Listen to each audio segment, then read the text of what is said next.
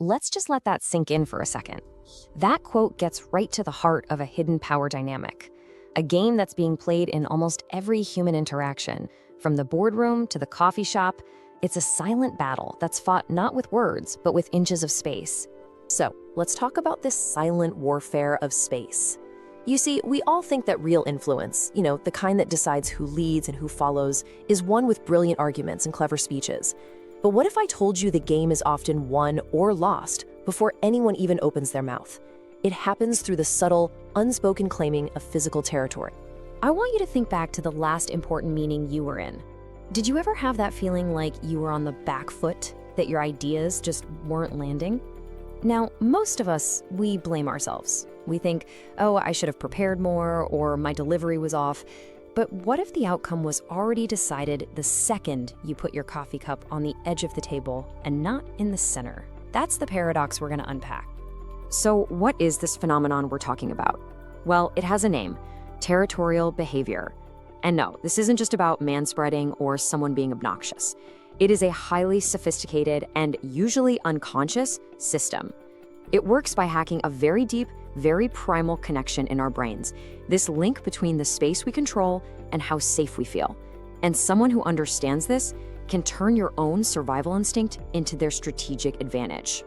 All right, so let's get out of the abstract. What does this actually feel like when it's happening to you? Well, it's a phenomenon called the environmental squeeze.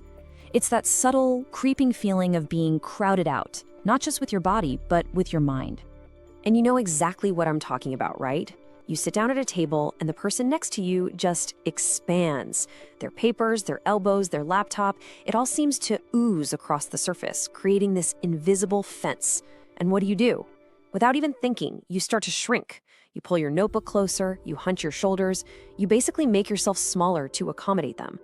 You might be a senior executive, but in that moment, you feel like an intern who crashed the wrong meeting. And here's the wild part.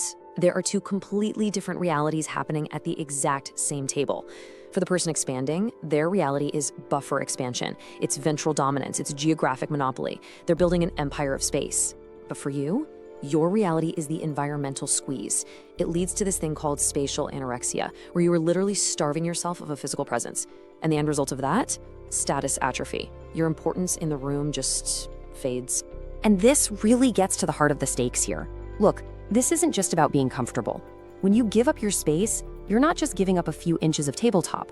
You are surrendering the physical footprint, the executive baseline that your colleagues' subconscious minds require to see you as an equal. You let yourself get pushed to the edge of the table, and pretty soon you find you've been pushed to the edge of the whole conversation. So how does this actually happen? How do they pull it off? This isn't random. It's not just that some people are bigger. No, it's a system. It's a playbook. And now we're going to shift into strategic analysis mode and break down the anatomy of a territorial takeover step by step. The framework for this system is called the marker-anchor loop. It's a 4-stage process that escalates, and it's designed to turn a neutral, shared space into someone's private domain. And I'll give you a warning. Once you see this 4-stage pattern, you are going to start seeing it absolutely everywhere. It all begins with stage 1, the sentinel marker.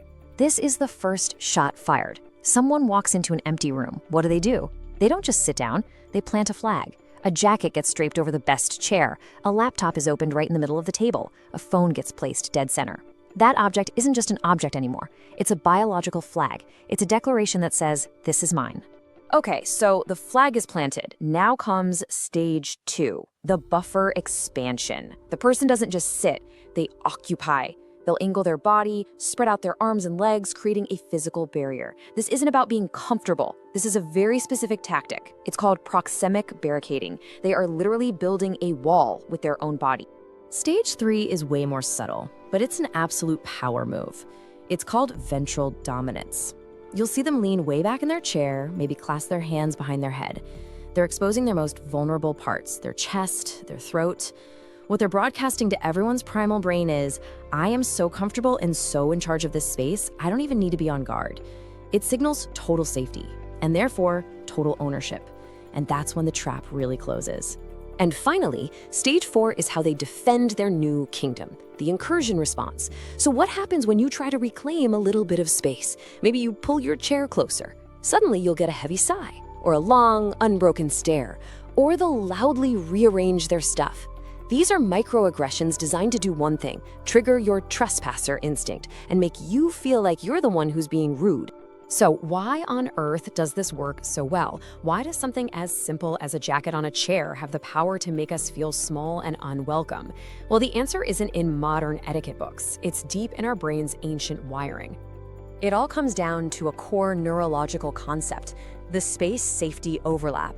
You see, your brain doesn't really see a clean line between where your skin ends and the world begins.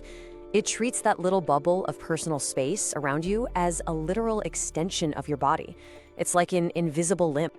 Which brings us right back to our puzzle. Why does an inanimate object, like someone else's bag on a chair, feel like a physical barrier? Why does it literally stop us in our tracks?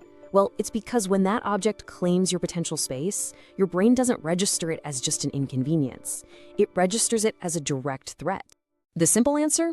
The amygdala audit.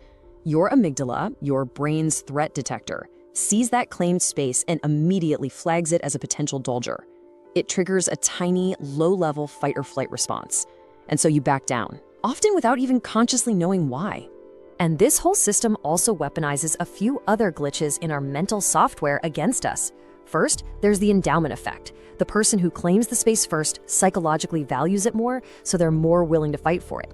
Then there's status signaling theory. We are hardwired to assume that the person taking up the most space has the most power.